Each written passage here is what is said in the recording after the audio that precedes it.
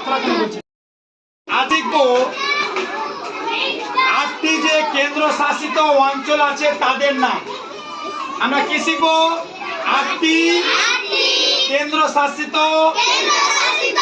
অঞ্চলের নাম। এর আগে আমরা শিখেছি 28টা যে রাজ্য আছে তাদের নাম ও রাজধানীর নাম। তাহলে আজকে আমরা জেনে নিব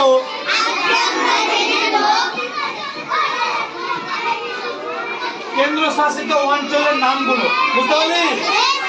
1 নম্বর কি আছে? আন্দামান ও নিকোবর দ্বীপপুঞ্জ। 2 নম্বরে চণ্ডীগড়।